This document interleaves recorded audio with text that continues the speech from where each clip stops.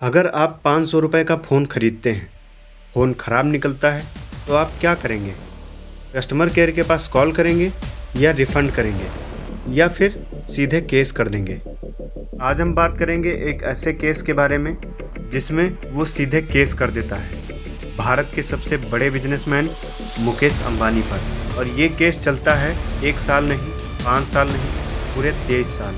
लेकिन सवाल ये है, क्या ये लड़ाई सही थी या सिस्टम का दुरुपयोग? ये कहानी है एक आम आदमी की जिद की, एक बड़े कॉरपोरेट नाम की ताकत और एक ऐसे केस की जिसने कोर्ट को भी सोचने पर मजबूर किया।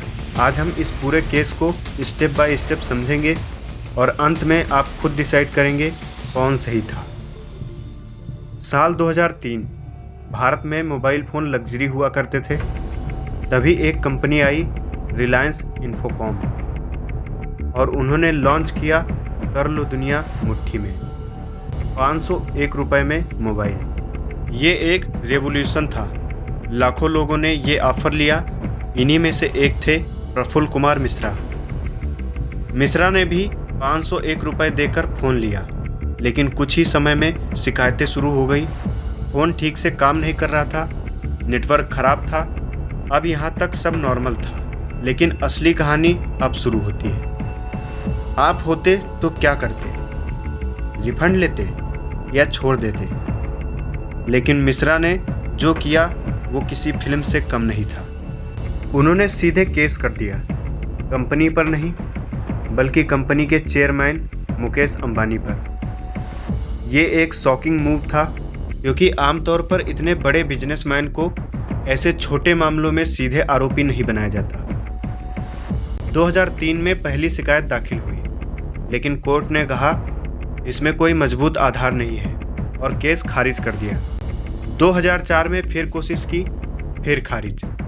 लेकिन यहाँ से मामला खत्म नहीं हुआ। मामला पहुँचा देश की सबसे बड़ी अदालत, सुप्रीम कोर्ट ऑफ इंडिया।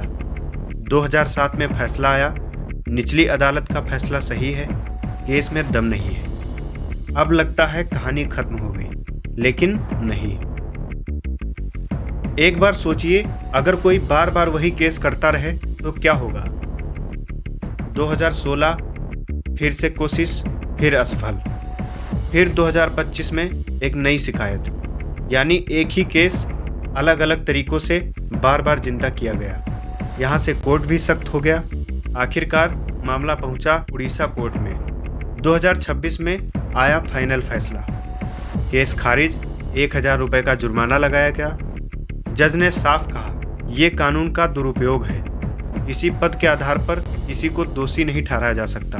और सबसे बड़ा स्टेटमेंट, अगर ऐसा चलता रहा तो कोई भी किसी को परेशान कर सकता है। ये सिर्फ 500 का केस नहीं था, ये एक एग्जाम्पल था कानून की ताकत और उनकी सीमाओं का। क्योंकि कानून सबको अधिकार देता है, लेकिन जिम्मेदारी भी उतनी ही जरूरी है। 25 साल, एक फ़ोन और एक जिद आखिर खत्म हुई। लेकिन ये सवाल छोड़ गई, क्या हर लड़ाई लड़ना जरूरी है या कुछ लड़ाइयाँ छोड़ देना ही बेहतर होता है? अगर आपको ऐसी रियल लाइफ स्टोरीज पसंद हैं तो चैनल को सब्सक्राइब जरूर करें। मिलते हैं नेक्स्ट वीडियो में।